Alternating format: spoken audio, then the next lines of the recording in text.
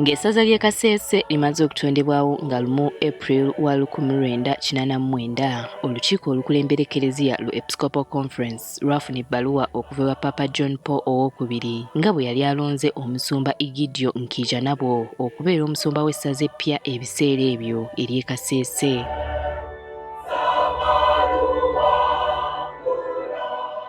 Abeepisikoopi nga bamaze okufuna ebbaluwa eno baatandika okutegeka omukolo gw'okutuuza omusumba Egidio Nkaijanabwo ebiseera ebyo eyali akolera mu dayosisi y'e Mbarara era n'atuuzibwa nga 17 omwezi ogw'omukaaga 1989 gy'emyezi ebiri nga dayosisi y'e Kasese emaze okutondebwawo.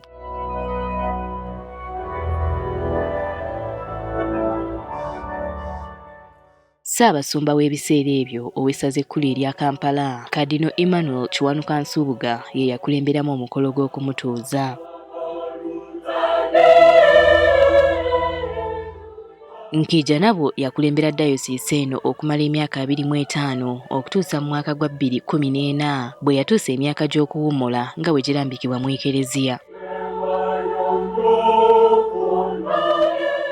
Omusumba Nkaijanabwo yasikizibwa omusumba Francis Aquirinus Kibiira era ng'ono yalondebwa Pope Francis Papa yaliko ebiseera ebyo nga 15 omwezi gwa April 2014 n'atuuzibwa nga 12 omwezi ogw'omusanvu mu mwaka gwe gumu.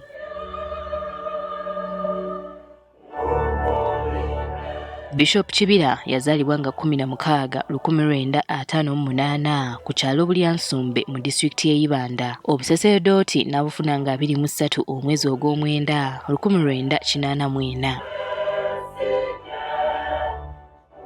Okwongera okunnyonnyoka ebyafaayo by'omusumba Francis Kibiira, tutindiza olugendo ne twetuukira e Kasese gy'alamulira okuwayaamu naye.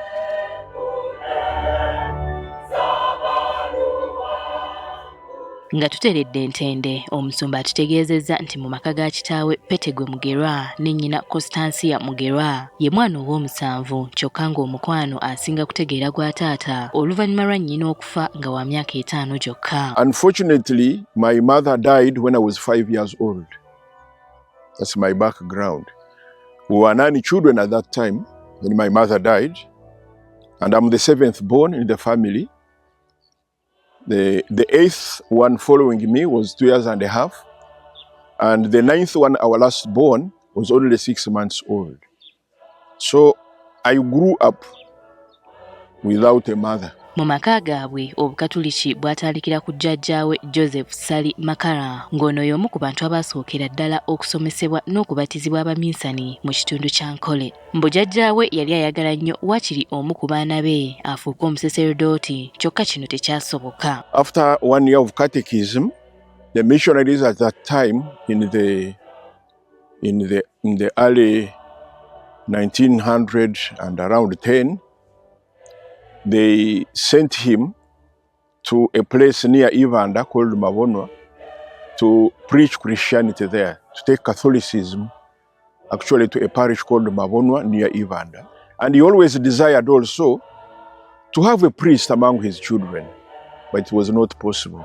Ng'amaze okuloza ku nnaku y'okubeera mulekwa yafuna ekirowoozo ky'okufuuka omusaserdoti mu kibiina ky'omukaaga asobole okuyamba bamulekwa abali mu bwetaavu. And in primary 6, there was an essay competition in our parish, and every child was free to write on whatever subject he wanted.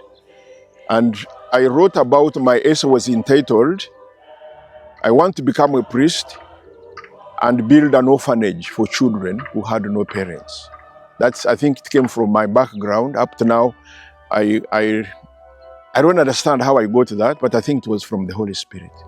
Ekirooto kino yakiteerako ddala ebirowoozo era mu mwaka gwa 1984 yafuna obusaserdoti ku seminari y'e Gaba. Oluvannyuma lw'okuweereza mu ssaza ly'e Fort Portal ko n'okusomesa ku seminari ya Katigondo mu mwaka gwa 1987, ono yasindikibwa mu ggwanga ly'e Rome okweyongerayo n'emisomo, oluvannyuma n'agenda mu ggwanga lya Germany era okwongera okunnyikiza emisomo okutuusa lwe yakomawo ku butaka mu mwaka gwa 1992.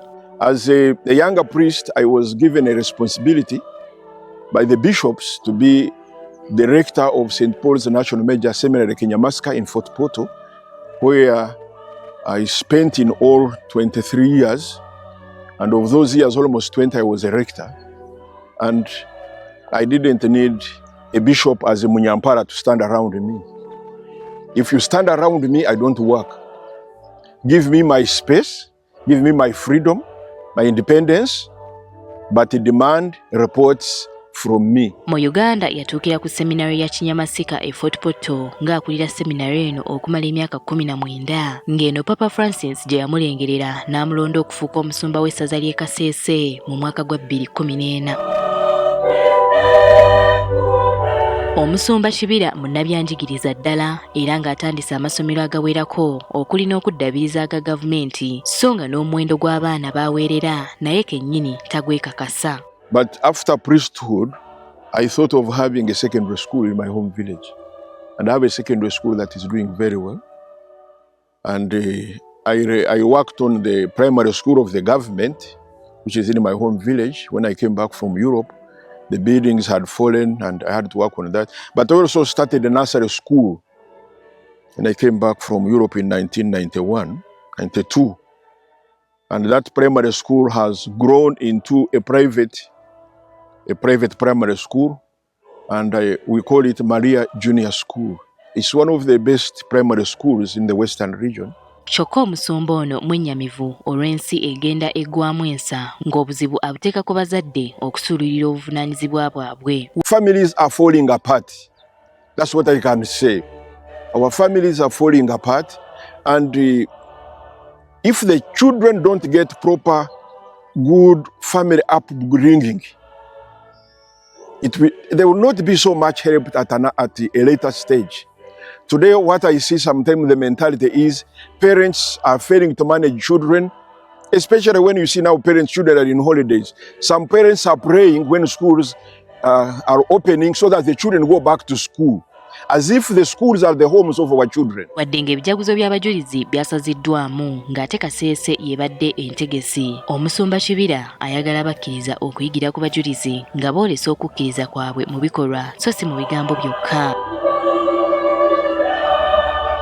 Ono atubagulizzaako ne ku mukululo gw'ayagala okuleka emabega singa abeera atuuse okuwummula ng'omusumba w'essaza ly'e Kasese. All the financial support we have in the Catholic Church, it comes from the lay faithful people.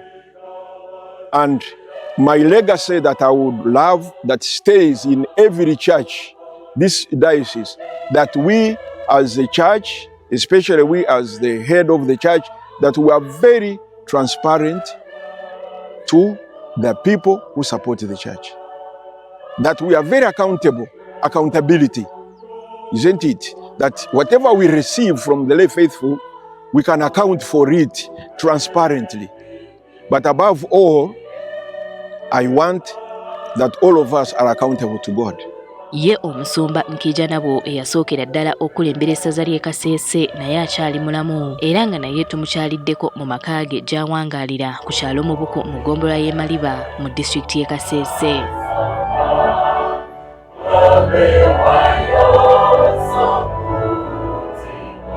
Olw'emyaka egigenderedde omusumba Nkaijanabwo ebigambo alina bitono era nga naffe abeetuukidde eky'amaanyi kyatukoledde kutusabira mikisa egitukoomye mpaka olwaleero.